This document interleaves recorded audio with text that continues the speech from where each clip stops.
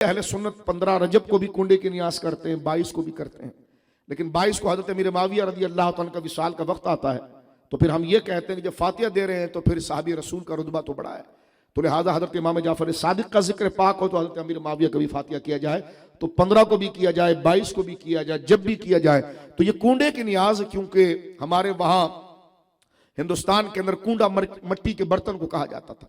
उस जमाने में कोई मीठी चीज बनाकर गोया कि मट्टी के बर्तन में रख दी जाती थी तो वो मशहूर हो गई। तो चीज की निस्बत कोई हैसियत नहीं रखती है, मामला है मतलब है एहसाले सवाब, और उसका ताल्लुक खाने पीने से भी नहीं होता। एहसाले सवाब यह कि कोई खैर के काम आप ऐसे करें कि जो अल्लाह के पसंदीदा काम है, उसको करने के बाद जब बंदा अल्लाह के पसंदीदा काम करता है तो अल्लाह उस पर बंदे को अजर देता है। तो फिर वो कहे या अल्लाह जो तूने मुझे अजर दिया है, ये सारे बुजुर्गों की खिदमत में, मेरे माँ बाप, मेरे रिश्तेदार, खास तौर पर इमामों की खिदमत में, इसको कहते हैं एहसाले सवाब। रहा कोई खाने का एहतमाम करना, मकसद खाना नहीं होता, लेकिन ये तो हमारी मुआशरत है। बंदा 5 मिनट किसी से मिल जाता है तो बोतल पिलाए, पानी पिलाए, चाय पिलाए नहीं छोड़ता। तो इतने देर तक अगर कोई आले नबी का जिक्र सुन रहा हो तो उसको बिठा कर खाना खिला दिया जाए तो मैं हैरान हूं, ये पागल इसको बिदत कहते हैं, ये बिदत कहां से हो गया?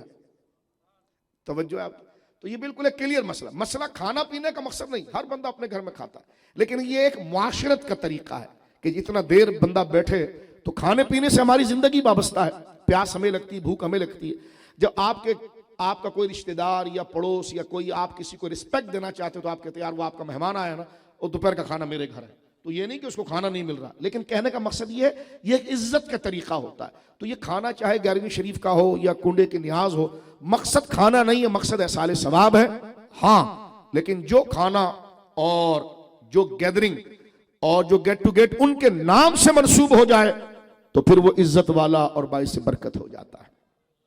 बाइस बरकत नहीं, खाना तो अल्लाह के नाम पर बनना चाहिए। तो मैंने कहा वो वलीमे के कार्ड पर तो तूने बेटे का नाम लिखा हुआ था।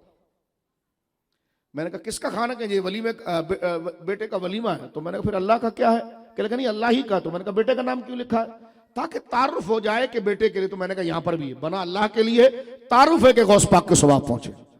तो इतनी बड़ी कौन सा तूने सारा आसमान सर पे उठा दिया कि जनाब जो बिदत है। मैं बड़ा हैरान था, एक तबलीगी मौलवी घर में 3 बकरे ले आए। तो मैंने कहा जनाब मुल्ला जी ये 3 बकरे कैसे ले आया? कहा एक अब्बा का, एक अम्मा का, एक खाला का है। तो मैंने कहा फिर अल्लाह का कहाँ है? ये तीनों तूने बंदों पे निपटा दिए हैं।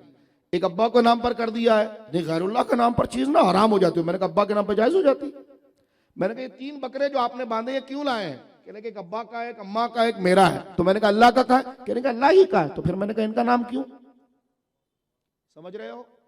और इस पर पूरा मजहब बनाया हुआ, नाम नहीं लेना चाहिए और ये हराम है। मैंने कहा चुप करो, तुम्हारा काम ही लोटा बिस्तर है, बस खामोश रहो।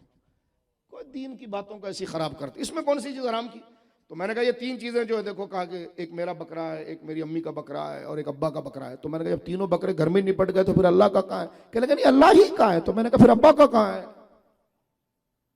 कहने लगा नहीं अब्बा का है। तो फिर मैंने कहा अल्लाह का कहाँ है? कहने लगा आप समझ नहीं रहे। मैंने कहा सब समझ रहा हूँ, आप समझा दे। कहने लगा नहीं कटेगा अल्लाह के नाम पर, सवाब अब्बा को पहुंचेगा। तो मैंने कहा बनेगा अल्लाह के नाम पर, सवाब गौस पाक को पहुंचेगा।